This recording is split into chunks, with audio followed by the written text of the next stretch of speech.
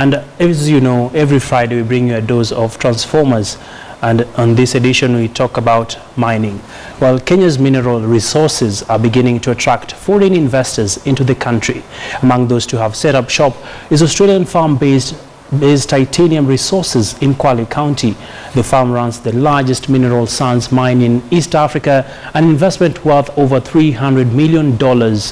Well, here is more on that.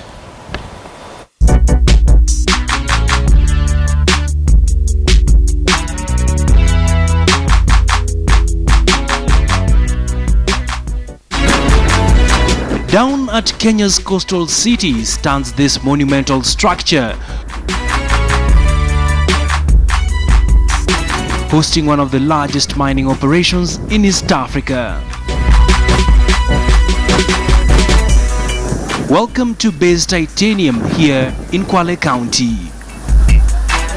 The farm, set up in 2013, has been in the business of exploring mineral sands, a rare earth mineral found near oceans in a few parts of the world. The infrastructure that was needed to support the project is this primarily this process plant that you see here behind us. This is the centerpiece, and probably valued at about half of the total investment of $350 million. This process plant is a typical mineral sands plant. The mineral known as titanium is mainly used as a raw material in the blending of paints and ceramics. It is among Kenya's top export to China and the United States.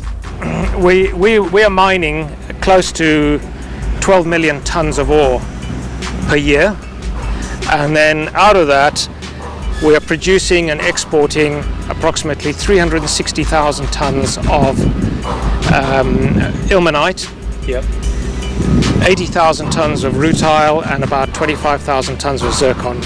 Primarily the titanium bearing minerals, the ilmenite and the rutile, 95% of them are utilized in the manufacture of pigment.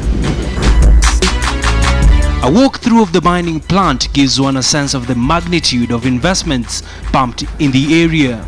A number of infrastructural projects dot the lushy landscape.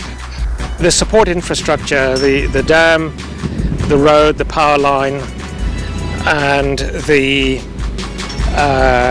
port facility totaled approximately $60 million in value. The mining operation generates annual revenue of about $250 million.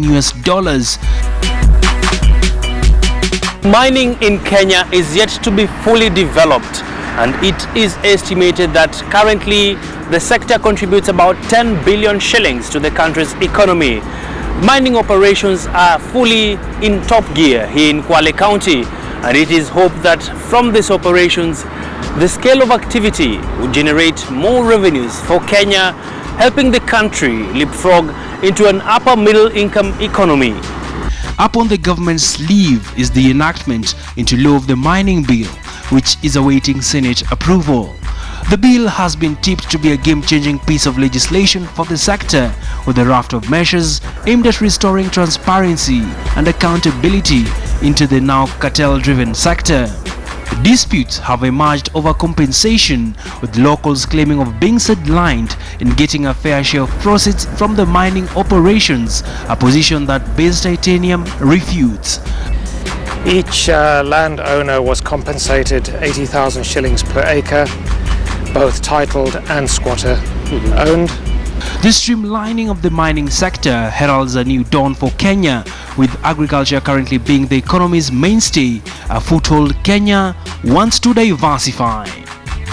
From the mining sector, Kenya hopes to not only scale up revenues but develop an industry that will help create jobs to millions of unemployed citizens.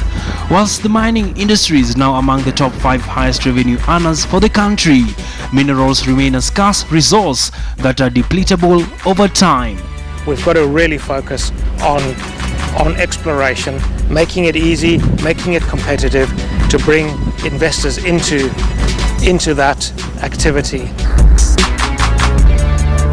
The The hurdle for Kenya moving forward will now be how to manage revenues being generated from the sector and making the right kind of investments to hold the economy once the resource is no more at a time when global commodity prices are on a downward trend.